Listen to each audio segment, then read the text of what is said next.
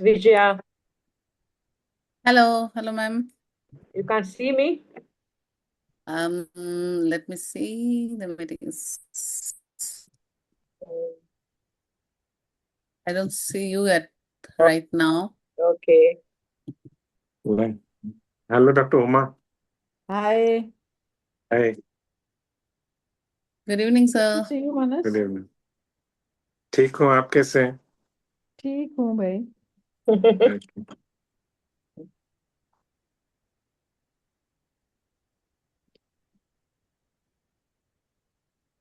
Your whole computer is there, LM. They work too much. Presenter layout. I don't want you to see the advanced. What about if I do advanced? Screens. Screen 2. Look if I share screen 2.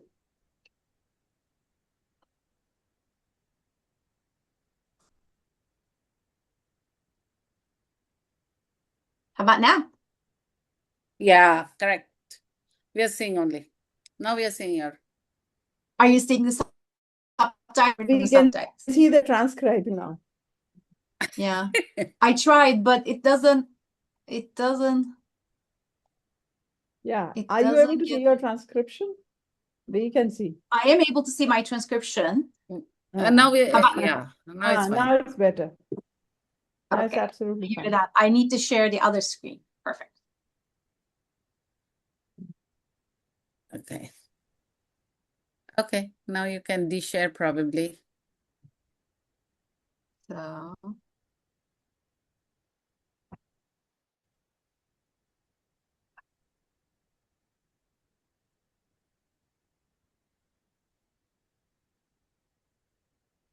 LM, are you using two desktops?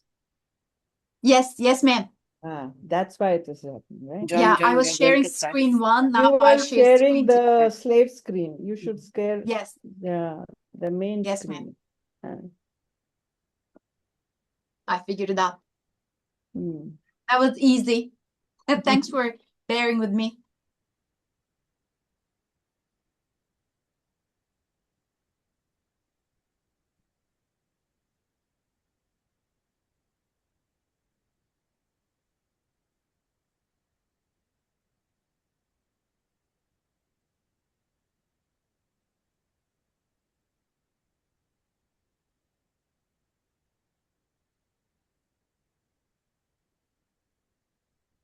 Join.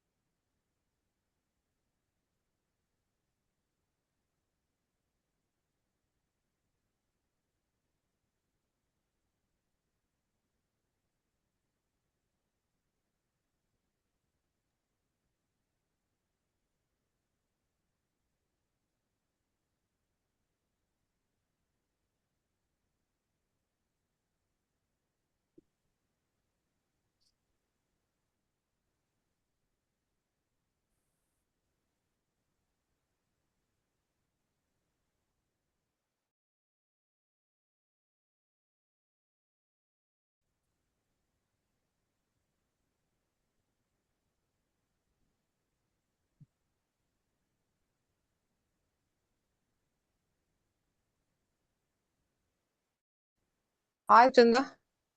Hello. Nobody is here. Everyone Apart is from here. me. Okay. Wait.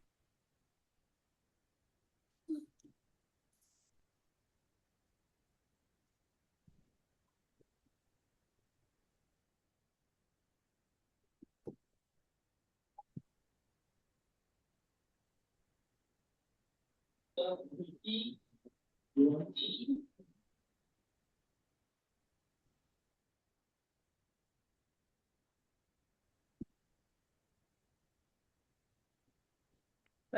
this is not going to work. Okay.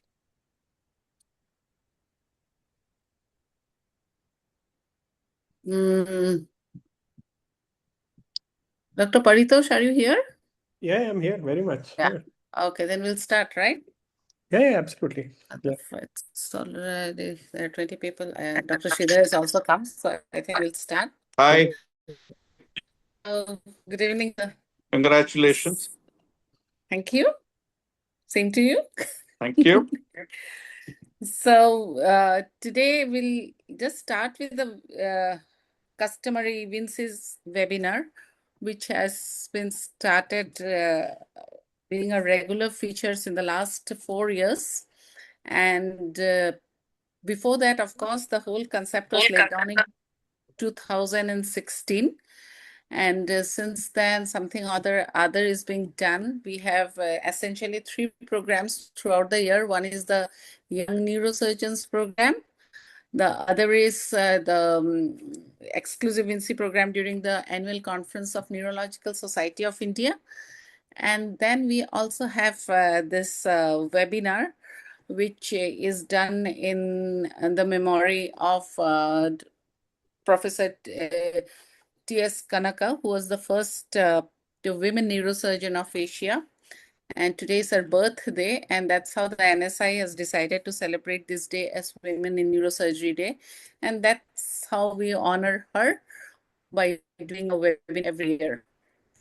So we will, and in this program, we don't try to keep much of a subject, but rather a broader subject. And that's why last year also we chose on finance and mental health and stuffs like that.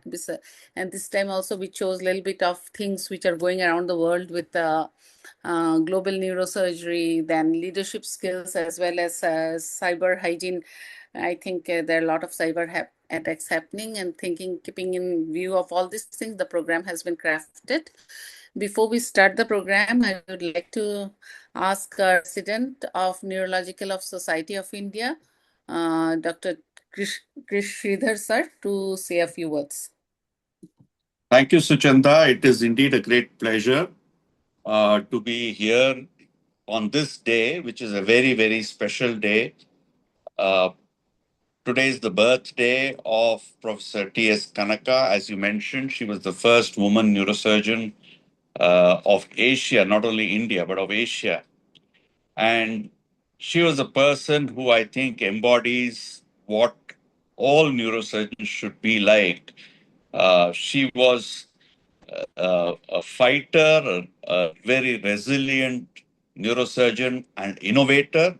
I'm not sure whether many people know, but she was doing a lot of functional neurosurgery, and she developed her own indigenous deep brain stimulation electrodes, working with a few scientists.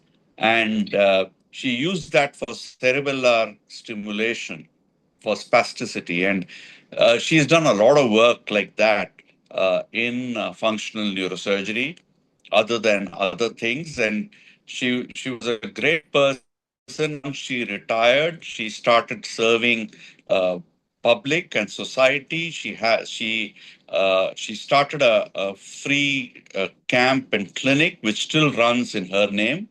And I think we are all proud that we have been associated with her, and the NSI is proud that we've been able to have her inaugurate the Women in Neurosurgery of India section.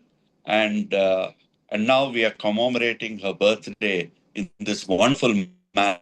And I congratulate you and all the other women of India who are here and who are going to celebrate and remember her this day. Thank you very much. Thank you, sir. I ask our Secretary of Neurological Society of India, Dr. Paritosh Pandey, to say a few words. Yeah. Women in Neurosurgery is a very important platform of the Neurological Society of India.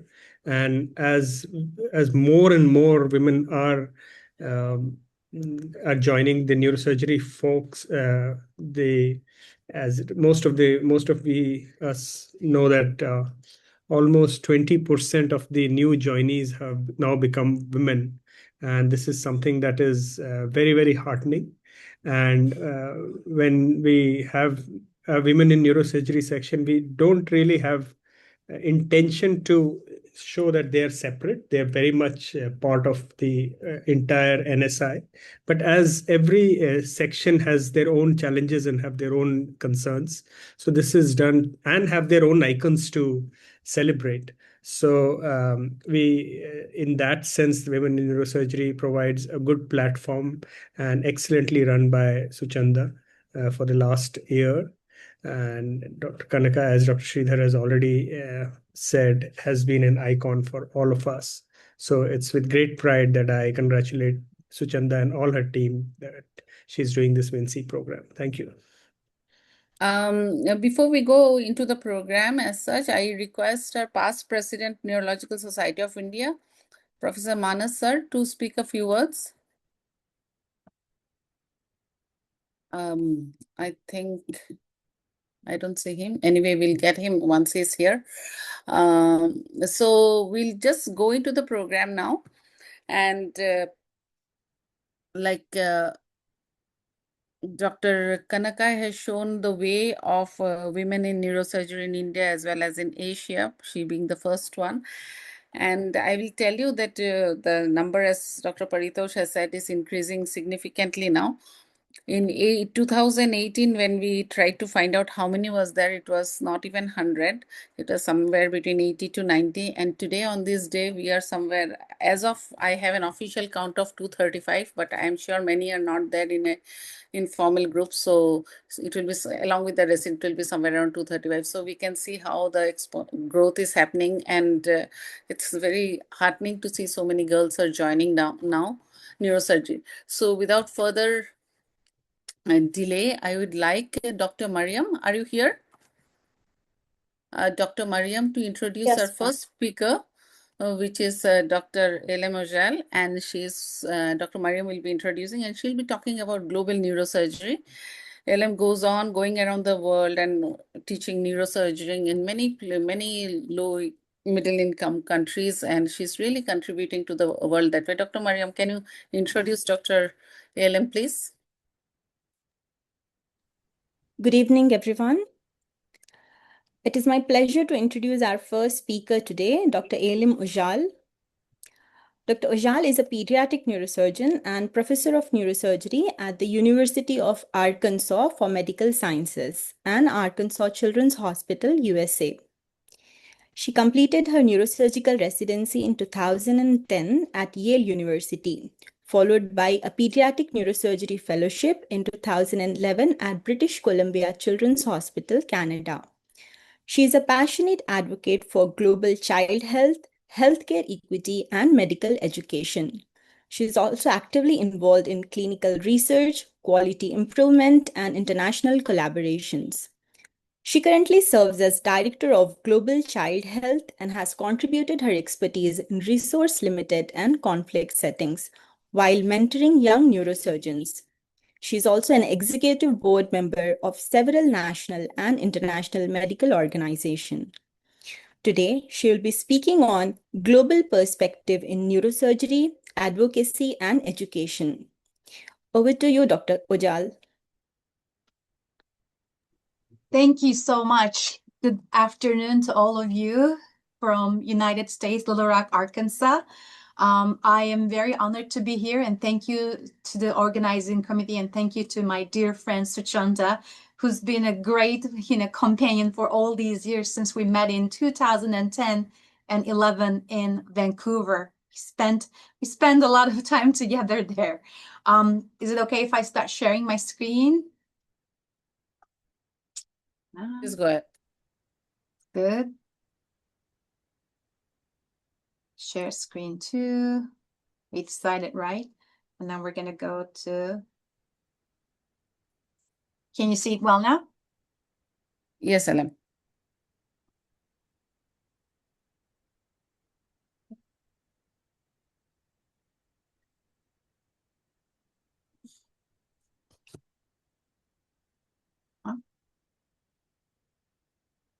How about now? Yep. So my friend Sujanda asked me to talk about global neurosurgery, its current landscape, education, and advocacy, since I'm traveling all around the world as if she's not. Sujanda is there with me at all the time, so she's actually very well known, well respected, as you know, in our pediatric neurosurgery community. And some of these courses in education and advocacy, we do it together for all these years. I wanted to give you a little bit of a, background or a little bit of an understanding of global neurosurgery, its current state, education, and advocacy, and following Dr. Kanaka's step as pathways for global impact. So, Dr. Kanaka, and I'm honored to be speaking on an event that is honoring her birthday and her life and her professional contributions to neurosurgery and women in neurosurgery. But I wanted to remind you that most of the healers were females. So starting from Isis, from Egyptian mythology to Greek mythology to the gods of Asclepion, the god of health and care, the daughters of Asclepion, to Shilata, who's the healer in Hindu mythology, they were all females. So most of the healers are females, and instead of calling them that Asclepios' daughters, I would like to call all of us, especially women in neurosurgery in India, as the daughters of Dr. Kanaka. You see all these photos, and I was honored in a pediatric neurosurgery meeting in 2018, and this is a photo next to it where I took, when I took it, this was a Girls' March for Equality and Equity in Schooling in India, and I walked with them in 2018, and you see Dr. Kanaka, he is here with the rest of the female neurosurgeons in India. So we are daughters of Dr. Kanaka, and we're proud to be daughters, and our job is to make sure that we further what she started and go beyond that, and hopefully the next generations will go further than us. I wanted to start my talk by reminding you the Hippocratic Oath. Basically, the Hippocratic Oath, which was, we think was before Hippocrates wrote in BC 400s. But basically, it tells us that we do not harm patients, and then we take care of patients and all the other people who come to us with a need equally. So without any gender, without any racial, without any religious, discrimination, we treat all the same way if we can, within the capabilities of our training. So therefore, I want you to remember the oath when we look into foundations of global neurosurgery. What is global neurosurgery? Everyone is talking about it, but what it is?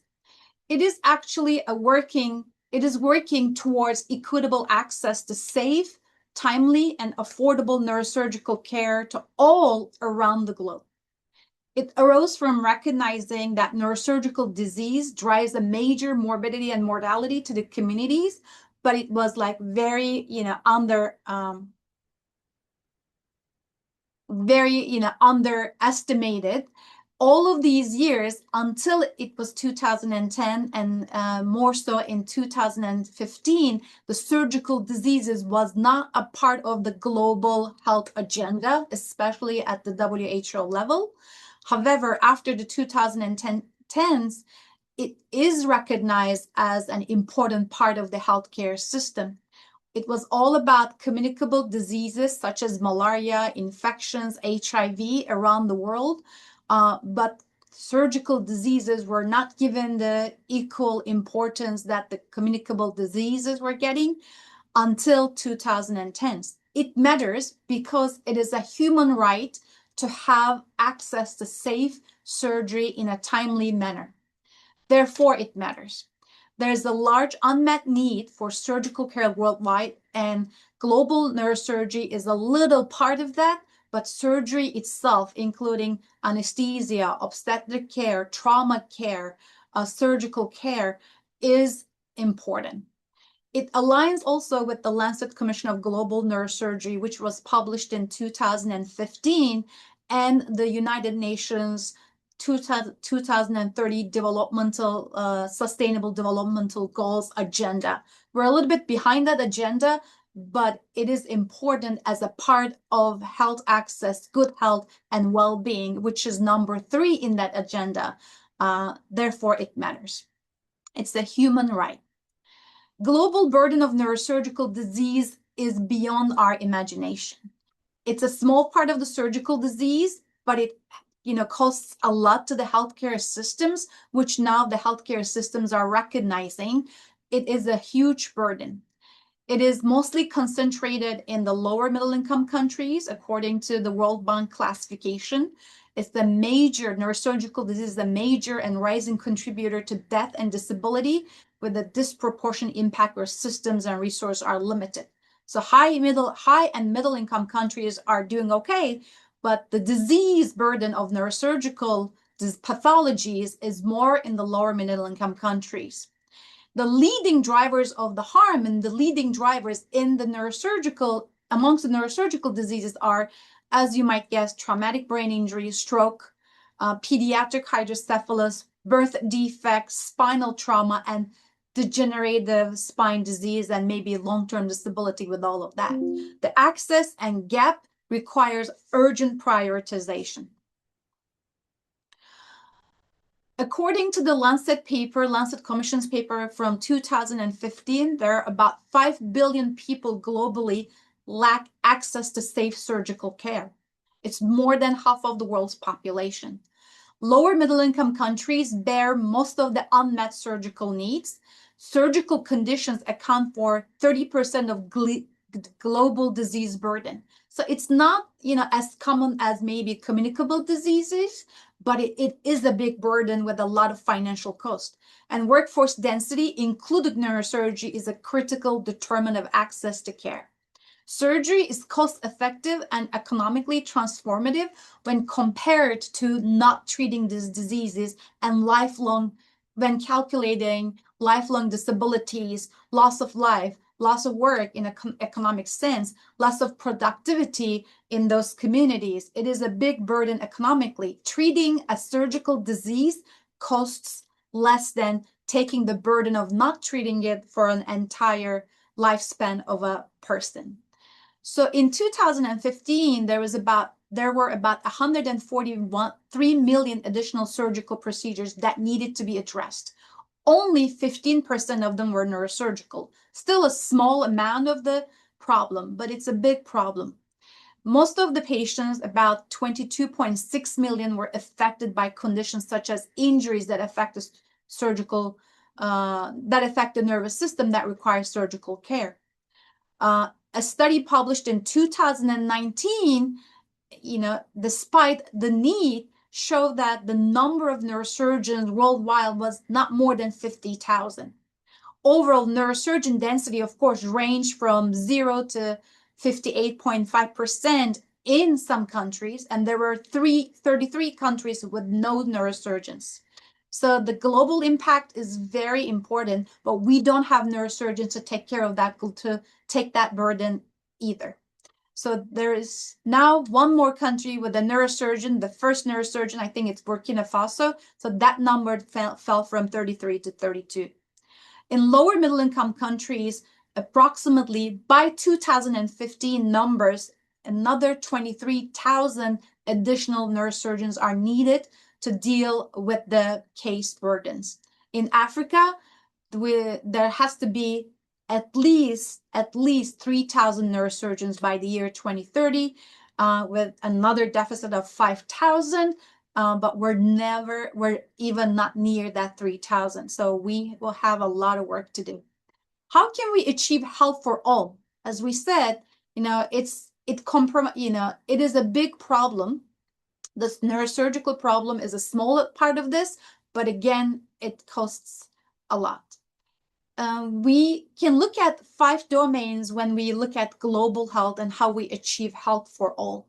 Meaning the practice, meaning we need to continue practicing neurosurgery, educating more neurosurgical workforce, continue research and diverting and distributing that research outcomes equally around the world.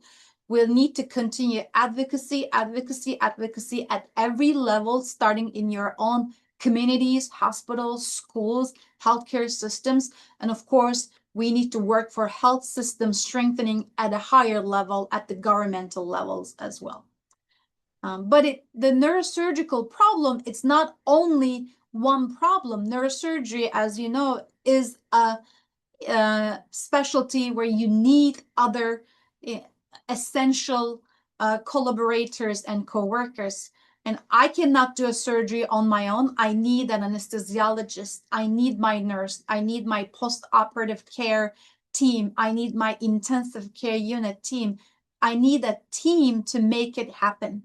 So it's not only educating neurosurgeons, but it also addressing other unmet workforce needs when it comes to subspecialties and treating subspecialty diseases, especially surgical diseases.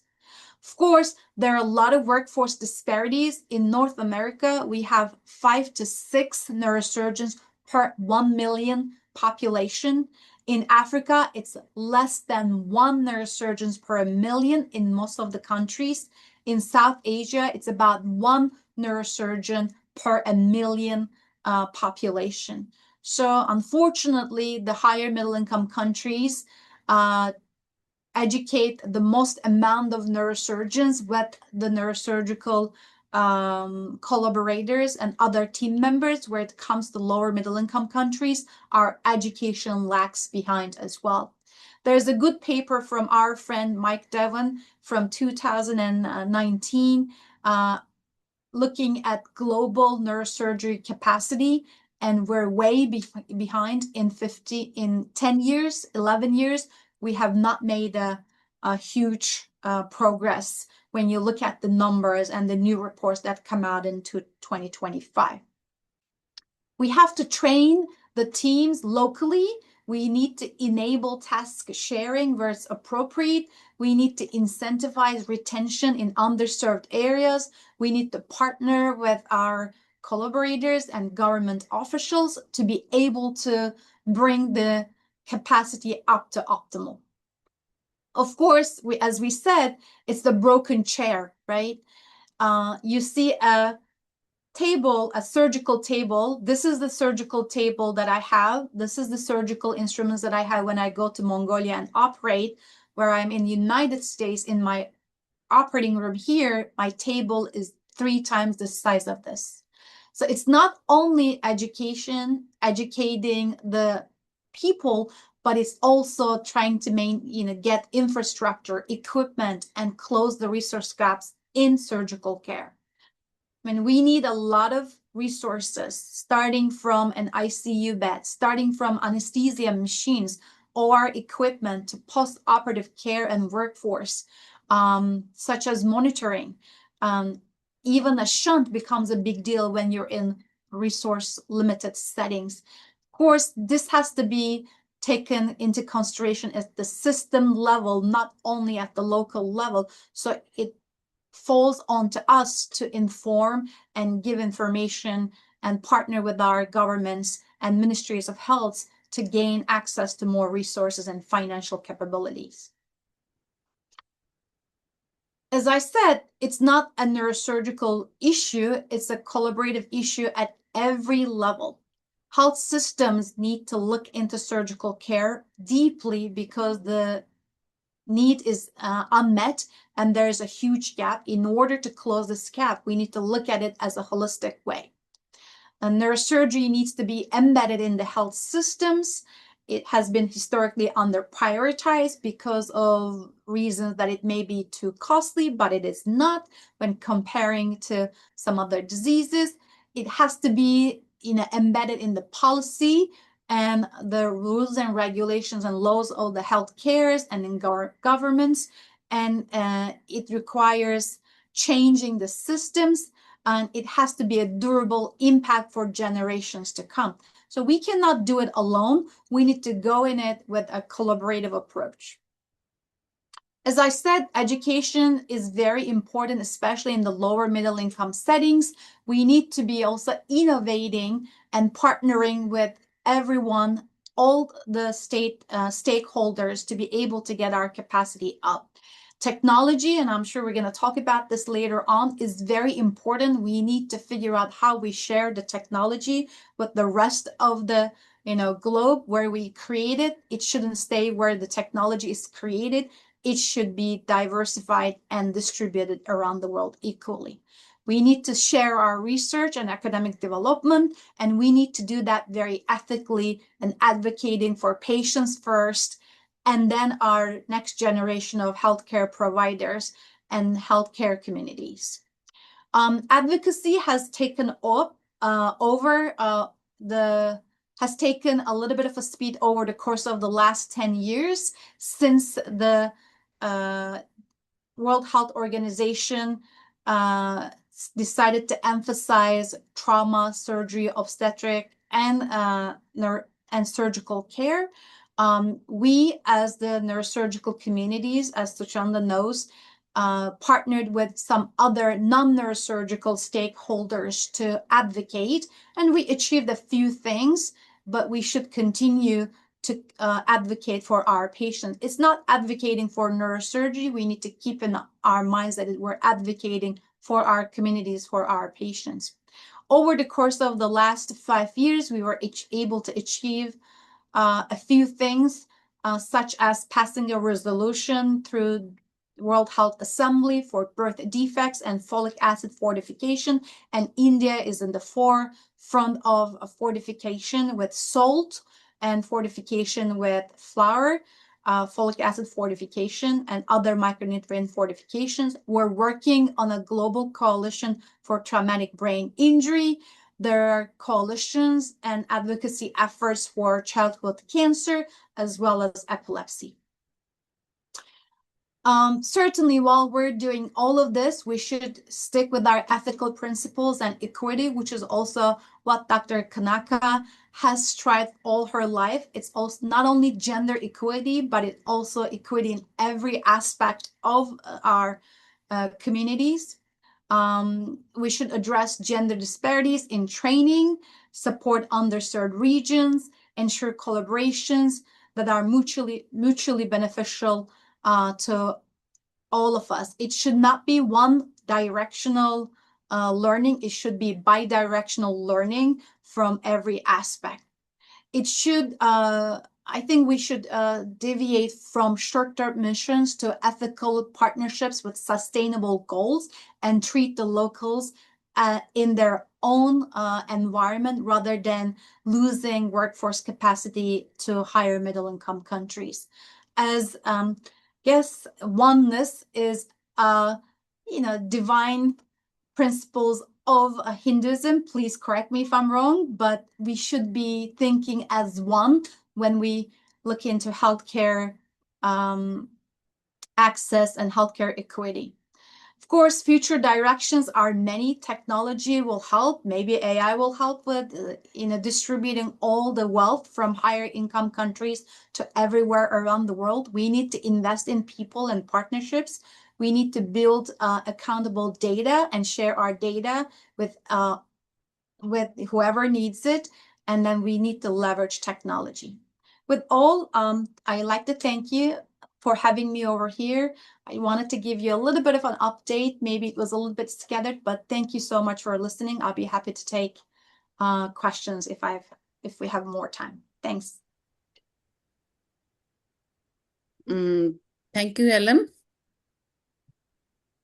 As usual, it was a very good lecture and giving an overview of what is going on in global neurosurgery in India.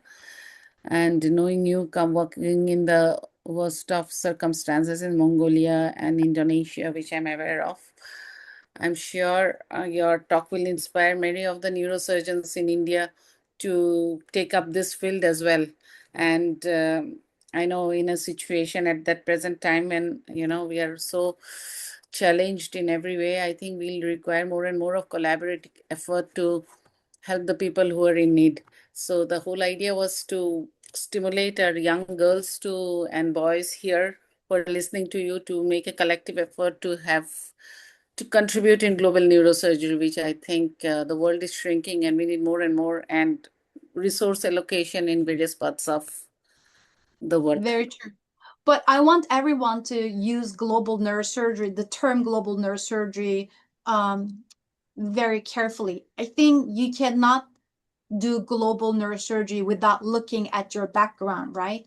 I am in Arkansas, but my state is at the very bottom of the nation when it comes to healthcare access. I still have a lot of resource limitation when treating my patients. 20% of our patients, our children in Arkansas, are hungry. So they need school programs to feed themselves, right? So you cannot do global neurosurgery without looking and taking care of your own local communities first.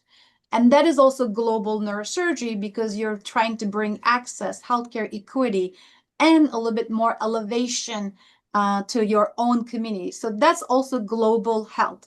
I don't want our next generation or new generations to think that they need to go to Mongolia or they need to go there or here to do neurosurgery. They should look at their background first, stay locally, treat their patients locally, come back to their own countries and places after their education, give back to their communities. So that is also global neurosurgery, Chanda. I think we need to make sure that we get that frame well drawn for our next generation of healthcare providers. Yes, very rightly said. Thank you, Ellen. Thank you very much. Thank you for having me. I was very Yes. honored to be here. Thank you so much. Thank you. So we'll have a next talk by something very different, but something which we all are probably being a victim here and there of cyber attacks. And I think we need to know how to conduct ourselves on this field of new cyber attack and digital attack and blah, blah, so many things. So today we have here one speaker from Delhi, Mr. Subimal Bhattacharjee. He will be telling us about how for doctors, how they need to conduct their cyber hygiene.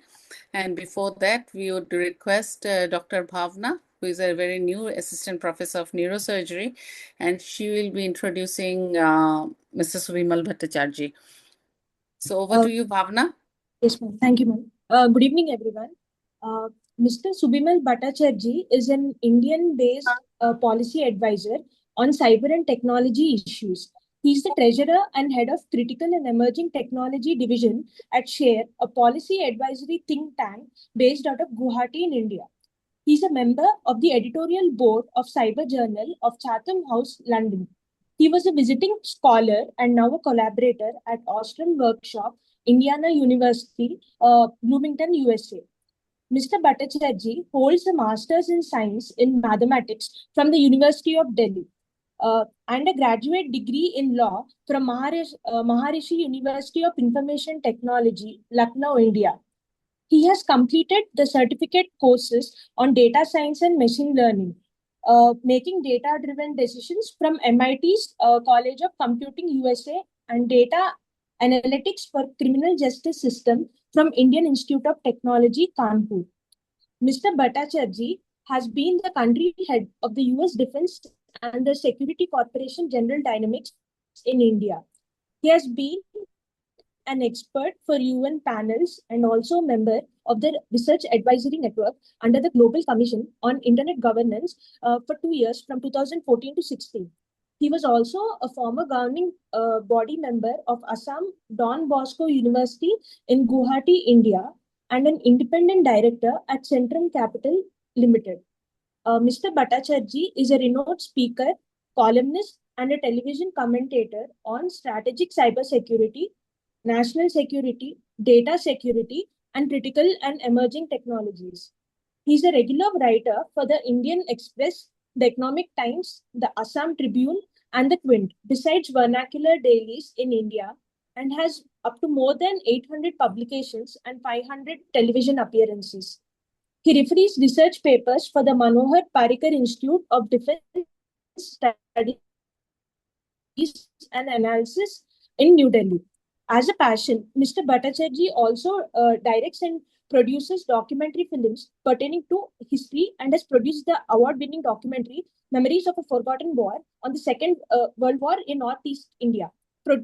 Produced and directed in spite of the fence on the life in a village on the India-Bangladesh border in Assam.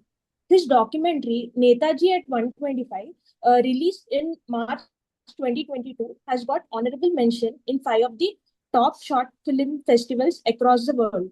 I now hand over the session to our esteemed speaker. Thank you very much, Doctor. And thank you to the organizing entities, particularly the women in neurosurgery in India, Women in Neurosurgery India, WINSI. It was very nice to listen to the talk by Dr. Elam just before me. And, there's so much of technology that has got into almost every domains of our life, including the medical profession. And that's where remaining safe, making oneself safe, making this as a practice becomes critically very, very important. In fact, today we live in an era where doctors' most powerful tools are no longer just the stethoscope and the scalpel. Today, the laptop, the smartphone, and the electronic health records become a very, very important part of your tools that you need to constantly engage with. And of course, all the devices that help you in your performance diagnosis and of even surgery today relies so much on digital technology that if everything doesn't go right, then it could lead to catastrophic outcomes. So the idea right now here is just to give you an exposition on just a few basic simple steps about how you keep yourself safe. Since I have been working in this area for now more than 2 decades, in fact, closer to 3 decades, I can say that my observations are that the smartest of the people also uh, suffered the same kind of cyber attacks, get successfully attacked, and sometimes even don't realize it. So, education and everything really do not matter when it comes to getting conned or trapped when it comes in the digital space. And that is where I would think that some few basic things, if we make them as a habit, then we remain, or we can still save ourselves from almost 90% of those attacks. So I will talk to you about how cybersecurity is now a clinical skill also. And like every other clinical skill, it can be learned, practiced, and mastered. Now, why doctors are also one of the main targets so when it comes to cyber attacks?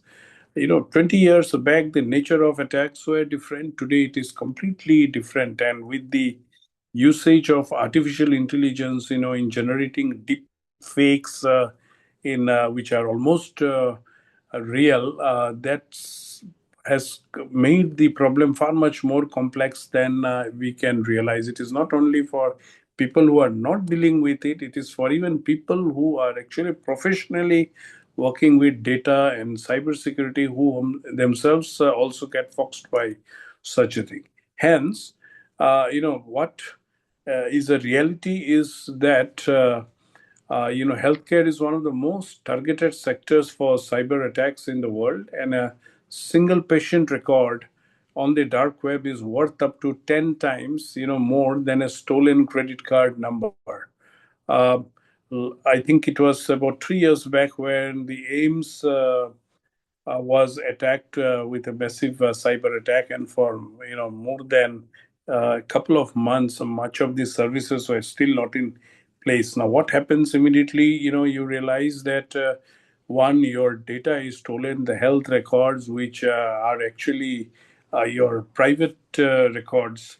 And have the tags of privacy aligned to it. Now they are stolen. They all together, if is used, processed, and today mined, could become a real intelligence and even have national security connotations. Forget only the privacy dimensions, and most importantly, so much of dependence today happens on the networks that are in place. So with the disruption comes the much larger issue of patients not getting the treatment that they should be getting. Time surgeries that are lined up are getting delayed. So many cross issues come up, which makes things in a very, very difficult phase. So hence it is very important at an individual level and at an institutional level to be able to define processes, define what we call cyber hygiene, so that you are actually protected. And in the face of even an attack, what is the next thing that you should do, and how soon you can restore back your networks as well as your own identity in the cyberspace back into action again? That's also very, very important and should be a part of the larger protocol. If you remember, in 2017, there was a WannaCry ransomware attack that had shut down a significant portion of the UK's NHS. In fact, operations were cancelled, ICUs went in the dark. Cyber attacks on hospitals can thus, even cost lives. And today, from 2017, 9 years hence, you would find endless numbers of hospitals are being targeted some way or the other, and leave alone the individual doctors. So the problem hasn't gone away; it has come in many, many forms. In fact, a German study had linked a ransomware attack on a hospital to a patient death, possibly the first confirmed cyber-related fatality in medicine about a few years back. So since all of these things are happening, I would just want to remember 5 or 6 steps. Just follow it diligently. You are doing it, I know. But if you put them as a kind of a list that you should remember and consciously follow, I would think you would be safe from 95% of these attacks. Number one, what is most important is the password hygiene, which is your first line of defense actually. Now, the most common entry point for a cyber attack is a weak or a reused password. Now, what happens is that most of the people try to put a password as simple as possible. In fact, in many people would use a hospital 123, or a date of birth, and or maybe the name of a child or the name of the institution, all of that. So this kind of password, they might seem simple from your point of view of remembering, but they are easily intelligibly guessed around you. So a hacker, and I'm telling you, even say 15 years back, when the AI's impact in data mining or processing far much faster wasn't there. So in hits and trial methods also, those kind of password could be gathered, and I've cautiously used the word intelligently guessed around you. So if someone knows your locality, someone knows your date of birth, someone knows your car number, they would try all these kind of combinations to be able to come and see if they can break your password. And this has happened many, many times. So the first thing that you should do is that keep the password something which cannot be intelligibly guessed around you. So you have to find a way to remember it, a certain logic or pattern that you should use, and that should be only known to you and not known to the others. So someone cannot guess it around you. I don't think all the password generators and all are always the safest of the methods. So I think an effort to make a password which can be long, maybe at least 12 characters, that's seen to be as a good step, and which cannot be intelligently guessed around you. That is something that you should always consider. Secondly, wherever possible, to use a two factor authentication, to get into any network. So one could be a normal static password and one could be a dynamic password. Generally the banks and financial institutions today give you that option of having a second factor which is not static and not with you. So that also adds to the bit of security. And the third thing that is again very, very important, which is again bereft of what comes static or dynamic, is that this particular password that you put, please keep it to yourself and please don't share it, or please don't write it in a piece of paper and keep it in your wallet or your bag and all. I think the best way possible is still the age-old practice of memorizing it. So sharing a password inherently brings an additional risk, and in many cases, it is seen that even people whom you trust are the persons who are actually playing with it or unmindfully putting it in some networks and all, and it is captured by the hackers and all. So what is it? The first thing? The first thing is that of cyber hygiene is that you need to put a password which cannot be intelligently guessed around you. That password you shouldn't share. And wherever possible, try a two-factor authentication where the first factor could be static, which you'd memorize and keep with you, and the second one is dynamically generated. Second thing is please be aware of phishing, PHISHING, the doctor's kryptonite, we can say. Now, what is phishing? Phishing is the art of deception. A criminal sends you an email that looks exactly like it is from your hospital IT department, or from Microsoft, or from one of those medicine companies or the medical equipment company. And that asks you to click a particular link and log in and all.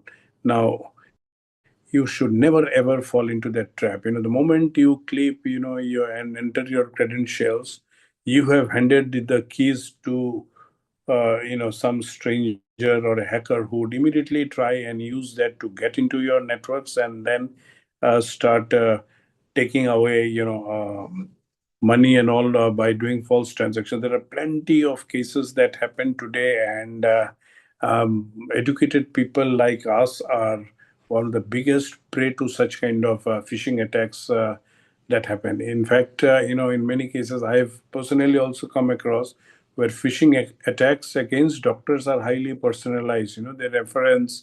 They might reference a patient name, a recent departmental memo, or even a login portal that looks identical to the real one.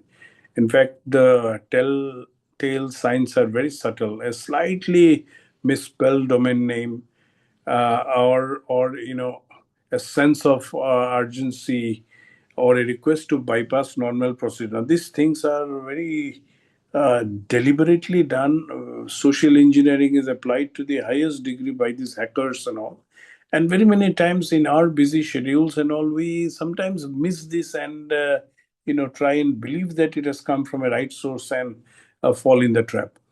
So the thumb rule here is that please do not trust any such kind of email that comes to you. If you think it has come from a source that you know, please give a call and verify, or please find an alternate route to verify if a certain email was actually sent to you. The moment you reply to this, very many times you would be conned, and you would have passed on your uh, credence to them.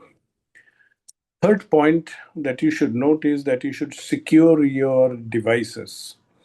In fact, as doctors, most of your devices carry enormous responsibility. You hold many information about the patients. Much of the lab results, many of the WhatsApp conversations with colleagues about sensitive cases, and the laptops also access electronic health records. They store many critical even photographs and as well as information about patients, as well as what you would have achieved in your group engagements and all. So every device that you have, whether it is your phone or whether it is your laptop or any other kind of drives and all, please use a very strong pin or even biometric lock, so that you are sure that you are only in charge of that particular device. Please note that the responsibility of, or the legal responsibility lies with you. Even if someone has stolen something from your laptop or taken it and spread it across, today you might get impacted from a data privacy perspective also, because if I refer to the Indian laws around the data protection, the Digital Personal Data Protection Act of August 23 with the rules of November 2025 uh, puts the onus on you in terms of how you are dealing with particular data. So if someone personal data, medical records are sensitive personal data, and hence the data privacy laws apply. So if this kind of information is sent across even by a hacker who would have gained access to your device and sent across, and if a consent was not taken of the particular person whose data has been shared, or the purpose limitation has not been applied, then you would be liable also under the eyes of law. So you have to be very, very sensitive about protecting your devices, so that the information about patients and related things cannot be misused by anyone, even if he or she tries to hack and gain access. The fourth point to note would be about public Wi-Fi system. Now, very many times we have this tendency to think that the public Wi-Fi systems are free, and hence we should easily switch on to them. The moment we are in a public place, very many times this is a temptation, and they are not necessarily to those level of security protocols and standards that one would want. So very many times, even if you log into your bank account from a railway station or from some other network, you would be given a prompt by the bank, that are you sure you are logging in from a secure account, or have you logged in from a secure account? So as much as possible, please use your mobile data connection or use a virtual private network, that many of your organizations will facilitate, because this encrypts your internet traffic even on a public network the moment you use a VPN. So ideally, the mobile network that you use are far much safer than using any public free Wi-Fi. um, the fifth point is, please keep the software in your devices always updated. Most of the software companies keep on regularly giving the updates and the patches and all. And if you are lax in that, or try to ignore that, or try to avoid that, then sometimes that some vulnerabilities that were discovered at some stage keep on getting bigger, and some exploits could actually come and enter your system by them, and take a lot of your information out, or become a kind of a bot. Your laptop or your device becomes a bot to be used for many other kind of cyber attacks at different places. So it's always prudent to use your um, software and update it regularly when it comes to protecting your device. And lastly, I would say the sixth point is, please know your institution's protocols and follow them. Every credible organization today would give you a certain do's and don'ts. They're going to give you access to their networks. They're going to put across certain points that you should do as part of their wider cybersecurity policy. These are very well thought out steps that every organization takes in its own interest, taking all the best practices in mind. So instead of trying to think yourself about how you should really set your protocol on that, please follow what the network security administrator uh, informs in terms of what should be the protocol. And then, of course, there are instances we would still be subject to cyber attack. The moment you have a cyber attack, please inform your institutions person, technical person, whoever is responsible with it, because he'll be able to immediately block your device, block your network, and then again get you in by trying to take care of that breach that has happened. So I think these 6 steps are something that are very, very prudent. It's not very tough. It is very easy. It's that you put it in a piece of paper, and just maybe every 15 days you just see, are you following these steps? Was that at a certain stage there was some laxity or somebody you didn't follow, or if you got an attack, how did you handle with it? I think that's where you will know very well that how you have been able to conduct yourself, and that will also give you the confidence. The moment you take care of your passwords, the moment you take care of your patch that you need to do, the moment you are regularly updating your devices, the moment you are not sharing your information, the moment you are not uh, clicking on any phishing email that is scam, I think this you are adding to your bit of security. So if you follow all these things as a protocol, chances are that 95% of the time you are not going to be attacked. But for some reason you face an attack and you are compromised, please don't worry. If it is the case of your institution, inform the network security administrator. If you are on your own and your own individual networks and all, in India there is a very simple thumb rule: give a call at 1930, or write and go to the portal cybercrime.gov.in. Just lodge a complaint. There are the parameters that are defined under which classification you do. The moment you do that, the respective state police force would be notified, and then they are going to do the investigation. In the case of financial frauds, even inform the banks to block your account and all. So you might be attacked. Everyone gets attacked. But the moment you are attacked, please don't panic. Just pick up your phone and call 1930, or go to cybercrime.gov.in and portal and register a complaint.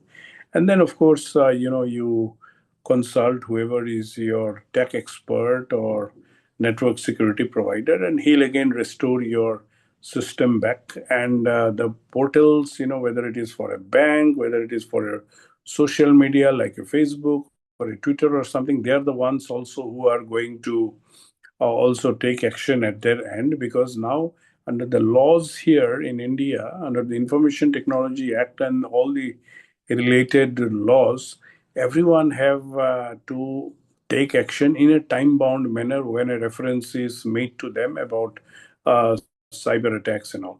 So many cases would be civil in nature, most of the cases would be criminal in nature, but whatever case happens, the response from the provider has to be prompt. So, legally also a lot of changes are happening in the country. The police people are also being trained significantly to identify cybercrime when it happens. The judiciary is being trained at regular levels. And you might be also following that a lot of cases are also happening when it comes to, cyber crimes or how one uses the cyber space. So I would think that the best answer is that, one has to keep oneself safe. And for that, a few basic steps are needed to be taken. I mentioned about 6 steps. I would be most willing to send across also a small paper on what I spoke about. And, as a practice, if you follow those 6 steps, I would think that 95% of the cases you won't be attacked, or you won't, or rather, you won't succumb to any major kind of a cybercrime. And if at all that happens, then just pick up the phone, give a call to 1930 or cybercrime.gov.in, and your redressal you will receive. And there's nothing to be ashamed about of being cyber attacked. There's nothing to be worried about that.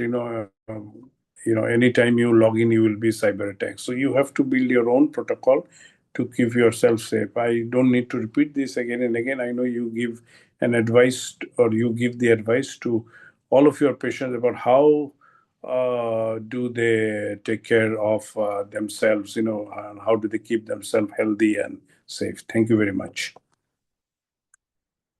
Thank you, Subimal, for this tips. I think we really, I mean, we are quite lax about, at least I am quite lax about it and don't follow it, that like software update and all. I think that's very important, as I understand.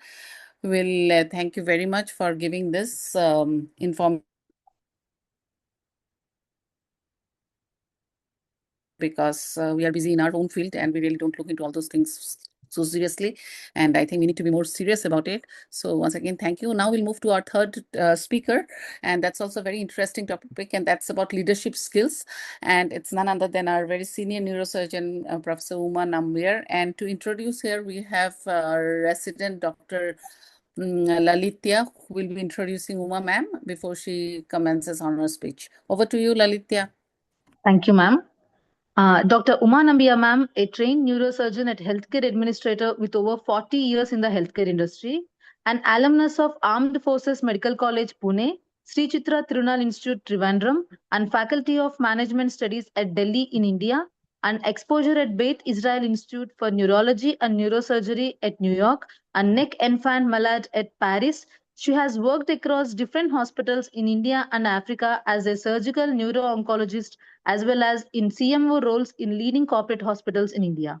Currently, Madam is CEO, IISc Medical School Foundation, co-founder and chairperson of Digital Health India Association, Vice President, Telemedicine Society of India, Independent Director and Board Member, Hema's Group of Hospitals, Sri Lanka, Independent Director and Board Member, IIHMR Bangalore, Chairperson, Risk Management Committee, Hema's Group of Hospitals, Sri Lanka, Honorary Professor, Jawaharlal Nehru Center for Advanced Scientific Research, and Advisor, Bangalore Bio Innovation Center. Madam has Excellence in Digital Health Award, UAE Healthcare Leaders Summit 2024, CEO Health Excellence Awards 2022 at 7th CEO Digital Innovation Health Summit and Awards 2022, Indian Achievers Award for Promising Startup for Gimcare Hospital, Indian Achievers Forum and Achievers World 2021, Global Healthcare Digital Women Leadership of the Year 2021, Global Healthcare Awards, World Health Congress 2021. Top 50 strategies in healthcare to follow in 2021, Medgate Today, and CEO Excellence Award 2021 at 6th CEO Digital Innovation Health Summit 2021, and winner of Commonwealth Digital Health Award in Nursing Informatics 2017, Innovator in Healthcare Women Leadership and Innovation Award 2013 by International Women Leadership Forum for the year 2013, Country Development Marketplace Award by the World Bank in 2004, Rotary Foundation Scholarship for the year 1997, and UICC Fellowship for Neuro-Oncology in 1997. Over to Uma Nambiya ma'am for the further session. Thank you. Thank you so much. And thank you, Suchanda and Vinci and NSI for this opportunity to have a little deliberation with all of you. So before I start, I want to tell you that there are some network issues, and in case I'm not able to share my screen, then I will just speak to you extempore. But right now, let me start by sharing my screen. And I hope you are able to see. Okay, so just to start, Yes. thank you so much. So just to start off, I wanted to just start by saying that, when we decide to take up a career which is surgical and also, really top of the line, which is neurosurgery, we are already exhibiting our leadership potential. But what is it that how do we expand what we do as a neurosurgeon? So how do we decide that we want to get a larger role in the ecosystem? How do you get into those leadership roles? Some of the things that prevent us from going beyond our neurosurgical domain and trying our hand at other things is the basic mindset and attitude, which we feel what will others say, or will I succeed or not, and do I know enough? Because in neurosurgery, when we become a neurosurgeon, we've already been there. We've trained for 13, 15 years. We worked a lot and we are very comfortable in the space that we occupy. So just to step out and see that, okay, will I be able to succeed? And having become a successful neurosurgeon, do I want to take another initiative and maybe I will not succeed, and what happens then? So those kind of, some fears that some of us have. So that of the unknown, because we have not trained in that. And also we become a little lazy. We feel that, okay, now that I've arrived, I don't want to do anything more. But the opportunity that, we need to have, or we all want, is to continuously learn, continuously improve. We grow as a person, professional, continuously expand our horizons. That's a hunger that all of us have. And I think it's at some stage in life to look beyond what we are trained in or trained at is also challenging ourselves is something which is good for our own ego and for our own, I think, for our own mental well-being as well. So how do we go for department focus and say, okay, now I want to look at an ecosystem? It's difficult. I'm not saying that it's very easy, but look at the opportunities that we have.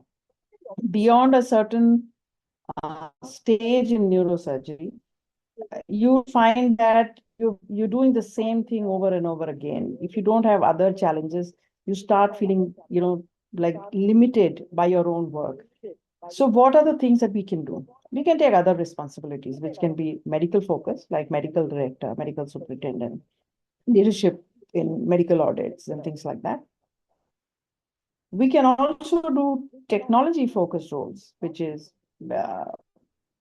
digital health and, training ourselves and training other people, leading those teams, leading those initiatives in your system. Other industries like insurance, other industries, and financing the hospitals, and that is a big sector, especially today the VC industry, where a lot of doctors can work with VCs and be their advisors and be the advisors to financing institutions. And within the hospital, we can also have either a non-business role like a medical director, or a business-oriented role where you are in charge of the profit and loss for the hospital. You're in charge of growth of the hospital. You're in charge of saying, okay, where does the money come from? How do we pay the salaries? And how do we expand all of that? Over and above all this, you have the opportunity to have your own setup. It could be a startup, it could be a hospital, it could be a tech industry. So you could be an owner in your own right. You could be an employee of a large, say, hospital day or anything. So all these opportunities are there, which is stepping outside your neurosurgical domain. What does it get you? So I remember when I decided that I want to go beyond neurosurgery, it's because I thought I was very limited in my impact on patients, because as a neurosurgeon, I was able to impact only the life of the patients who are directly under my care, which is when you're operating, it's one at a time. So it's on a one-on-one. And I wanted to actually have a larger area of impact. I wanted to do more things and really see how more than one patient at a time. So when I decided that, okay, I'm going to run hospitals, then you are impacting the lives of so many patients. And it's not just direct clinical care alone. When you impact a patient's life, there are many, many things besides just the hardcore clinical work. So it's about the entire process of care. It's about their comfort. It's about their billing. It's about ethics. It's about transparency of care. So there is an entire system that you build and ensure that every patient enjoys the benefit of the processes that you set. And that's the challenge that I thought I wanted to take. And that's how I actually made the transition. Well, it also gives you a lot of opportunity for personal growth. Do we have to learn more than neurosurgery to become a good leader when you step outside the domain? It helps. It helps to learn the other things. If you want to do finance, it helps to learn a bit of finance. If you want to be an administrator, it helps to learn the ropes of administration. Not only learn the ropes, but also learn the terminology. When you sit in a boardroom, you need to understand how do you discuss the profit and loss? How do you discuss with the other people who are non-doctors? Now, one of the things that I have always felt while running hospitals is that if you're a doctor and if you are at the leadership role, you actually run the hospitals better because you understand better. And if you're a surgeon, the inherent or the innate ability that we have of being decisive, of being decision makers, and ready to face the consequences of our action, that characteristic really helps, because when you are a CEO of an organization, you need to be a decision maker. So as a surgeon, I find that we are blessed with that skill. I mean, that's what makes us surgeons in the first place. So that's something which I've always found very useful. Also, we understand the language of the doctors, we understand the requirement of the patients. We don't have to do too much of, we not need to know certain administrative processes, but by and large, our domain knowledge of hospitals, having done lots of night duties in the hospitals, you know exactly where the cracks in the wall are, you know where the problems are, you're very good at, dealing with all the healthcare, strata, all the staff that is there. They relate more to you than a non-doctor person. So in that sense, I found that being a clinical person and having moved into a leadership role, it was very, very easy for me to make that change and actually be able to work very confidently in the space. I was very, very confident. And the biggest advantage that I find is that when you are in charge of creating an ecosystem or setting things up, it's like a blank canvas. It's for you to create your own painting. It's for you to create your own masterpiece. The opportunities are limitless. So you create, and your creativity comes not just from what you know as a neurosurgeon within your theater, but it comes from having understood, having imbibed corridor knowledge, having imbibed other skills, having done short courses, understood what quality of healthcare you want to give and what you want to give your patient, to make sure that you can give to every patient who is within that system that you are in charge of. So this is something which I think as neurosurgeons, it's a great opportunity to make the jump, because we are almost there, being, in the hierarchy that we enjoy in the clinical domain. And being a surgeon, as I said, it helps additionally. So thank you very much. This is all I wanted to say, and I'm happy to take any questions from anyone. I'm stopping sharing. Yeah, thank you. Yeah, thank you, ma'am. That leadership, you have set an example yourself, and I'm sure like many of us feel that we have to do something beyond neurosurgery. We are just entering after doing so many surgeries. We have that urge, like, something else should be there, something new should be there, something challenging should be there. I'm Absolutely. sure, yeah, I'm sure besides neurosurgery, a lot of things to be done. And I'm sure the younger girls and boys will be motivated by your talk. And that's it. I think we have for today. If there is anything on the chat, maybe someone can answer. And if you have any questions, please write down. I think write down so that madam can answer. And then thank you so much because you have to catch a flight. I know. Yes, I Right need now, to but catch a flight, so I'm here for yes, one more minute and then yes. I'll out. Yes, we also don't have much more to done. The three lectures are all from different fields, which are all touching our lives, and we need to be aware of this in some way or other. That's why we did not keep core subject today, which always, like every week, every day, there is a workshop or there is a seminar or there is a CME. There are too much of every time neurosurgery is going on. So we thought that we'll do a little bit differently, and that's why we kept this talks today. And before we end the session, I would like to thank all the speakers. But before that, I would like to ask our past president, Professor Manas Panigrai, sir, to say a few words if you are here, sir, because we missed you in the beginning. No, I'm here. I had a question for Subimal about how to prevent hacking of WhatsApp, because nowadays we use WhatsApp right, left, center. If you can explain.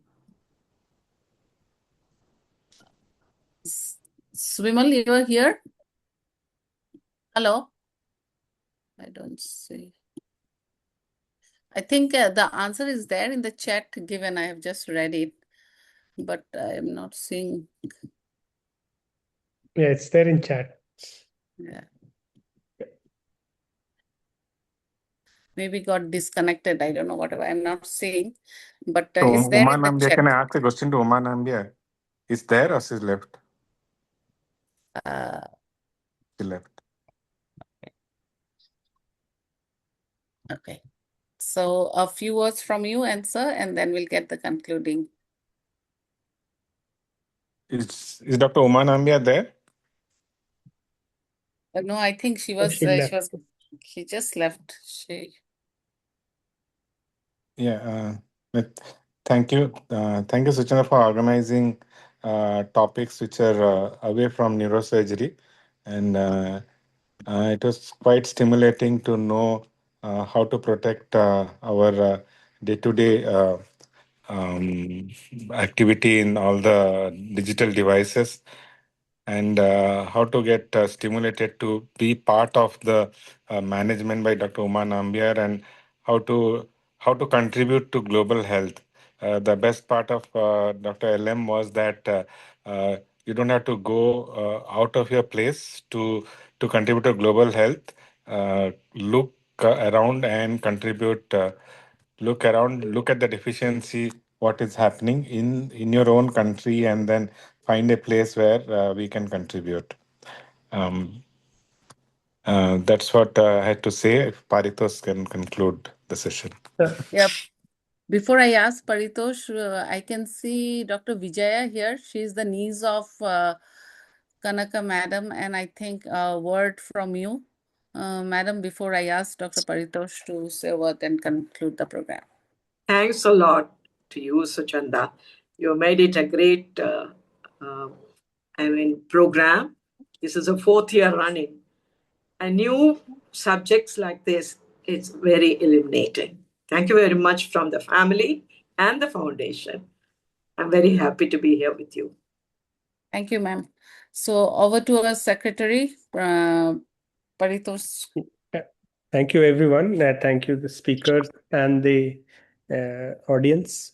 Thank you, Suchanda, and thank you, Dr. Sridhar and Dr. Manas, for being here. From on behalf of Neurological Society of India, I thank you all, and we'll meet at another program of WINSI very soon.